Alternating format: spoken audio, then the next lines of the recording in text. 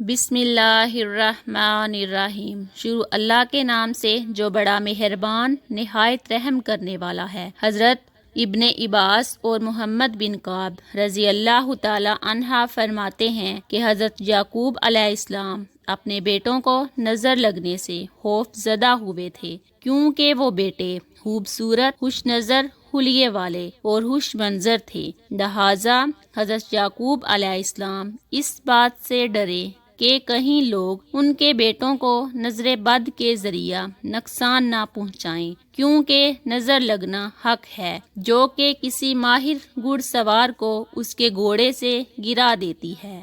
بس اللہ کے رسول صلی اللہ علیہ وآلہ وسلم نے ارشاد فرمایا، اور نظر بد لگنا حق ہے، اور اگر تقدیر پر کوئی حاوی ہو سکتا تو یقیناً نظر بد حاوی ہو جاتی، اور اگر تم لوگوں کو خود کو غسل دینے کا کہا جائے تو غسل دو۔ صحیح مسلم حدیث۔ حضرت ام سلمہ رضی اللہ عنہا سے روایت ہے کہ ایک دفعہ رسول اللہ صلی اللہ علیہ وآلہ وسلم ان کے گھر تشریف لائے، اور ان کے پاس ایک بچی بھی تھی جس کے چہرے پر پلاہٹ اور کمزوری تھی، تو رسول اللہ صلی اللہ علیہ وآلہ وسلم نے ارشاد فرمایا، ترجمہ: اس پر دم کرو، کیونکہ اس پر نظر کا اثر ہے۔ جس کی نظر لگتی ہے وہ حاسد ہوتا ہے، لیکن ہر حاسد کی نظر نہیں لگتی۔ اسی لیے جب حاسد حسد کرتے ہیں تو ہمیں ان کے شر سے اللہ کی پناہ طلب کرنے کا حکم اور تعلیم دی گئی ہے، اور بڑوں کی نسبت بچوں پر نظر بد کا اثر جلدی ہوتا ہے۔ ایک دفعہ رسول اللہ صلی اللہ علیہ وآلہ وسلم نے حضرت جعفر طیار رضی اللہ عنہ سے کے بچوں کو دیکھا تو ان بچوں کی والدہ حضرت اسماء بنت امیس رضی اللہ عنہا سے دریافت کیا کہ کیا معاملہ ہے کہ میں اپنے بھائی کی اولاد کے جسم دبلے پتلے دیکھ رہا ہوں، کیا انہیں کوئی مشکل، بھوک، بیماری یا تکلیف وغیرہ درپیش ہے؟ اسماء بنت امیس رضی اللہ عنہا نے عرض کیا، جی نہیں، لیکن انہیں بہت جلد نظر لگ جاتی ہے۔ تو رسول اللہ صلی اللہ علیہ وسلم نے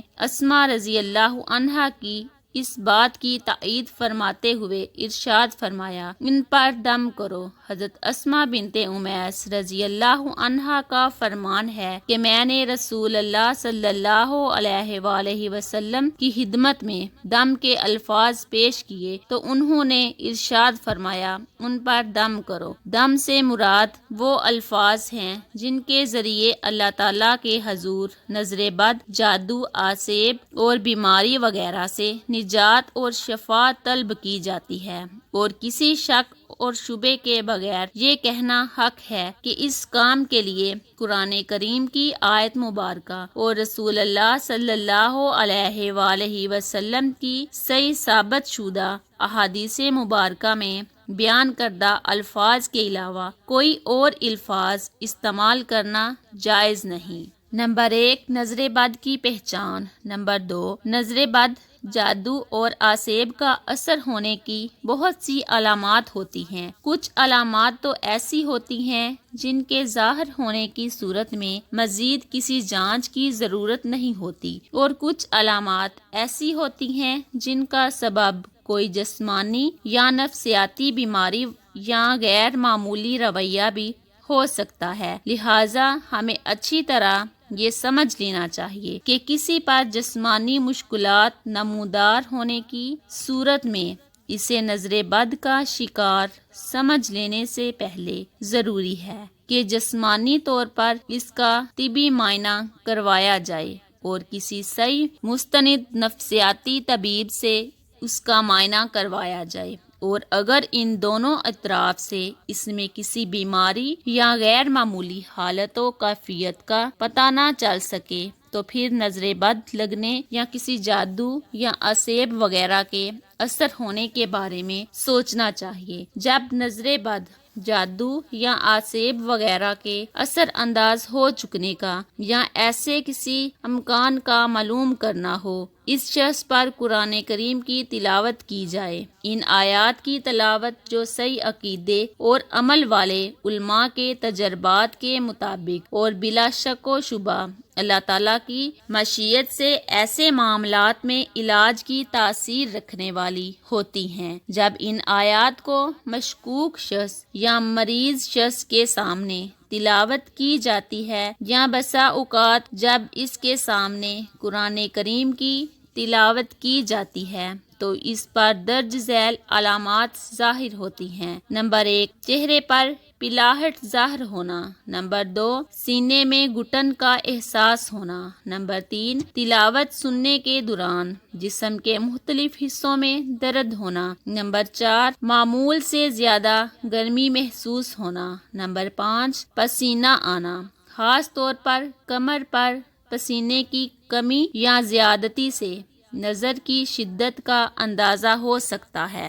نمبر 6، پہلوں میں درد محسوس ہونا۔ نمبر 7، بے چینی کی کیفیت ہو جانا اور ادھر ادھر دیکھنے اور متوجہ ہوتے رہنا۔ نمبر 8، رونا یا کسی سبب کے بغیر اور رونے کی کیفیت کے بغیر آنسو جاری ہو جانا۔ نمبر 9، کسی وقت یہ حالت پاس بیٹھے ہوئے لوگوں پر بھی ظاہر ہو جاتی ہے جو کہ علاج کی غرض سے نہیں بیٹھے ہوتے۔ ایسی صورت میں معالج کو ان کی طرف بھی توجہ کرنا پڑتی ہے، لہذا دیکھنے والوں پر عموماً یہ اثر مریض کی حالت دیکھنے یا آیت شریف کو سمجھنے کی وجہ سے ظاہر ہوتا ہے۔ اس سے یہ نہیں سمجھنا چاہیے کہ وہ لوگ بھی نظر بد، جادو یا آسیب وغیرہ کا شکار ہیں۔ نمبر 10، پہلوؤں کا پھڑکنا اور جسم کے مختلف حصوں کا بلا ارادہ خود بخود حرکت کرنا۔ پھڑکنے اور حرکت کی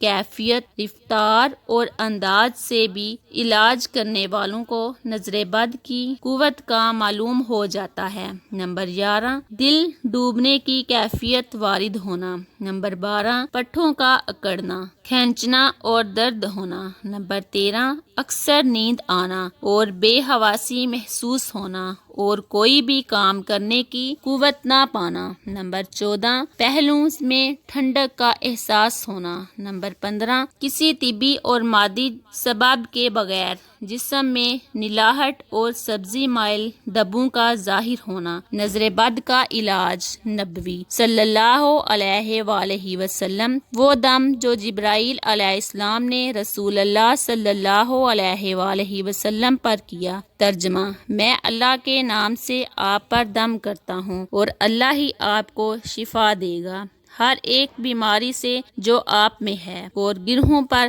گانٹھوں پر جادو اور ٹونے کر کے پھونکنے والیوں کے شر سے اور حسد کرنے والے کے شر سے جب وہ حسد کرتا ہے۔ اللہ تبارک و تعالی ہمیں نظر بد سے محفوظ کرے اور ہمیں ان باتوں پر عمل کرنے کی توفیق عطا فرمائے، آمین۔ ناظرین، اسی طرح کی مزید ویڈیوز کے لیے ہمارے چینل کو لازمی سبسکرائب کریں۔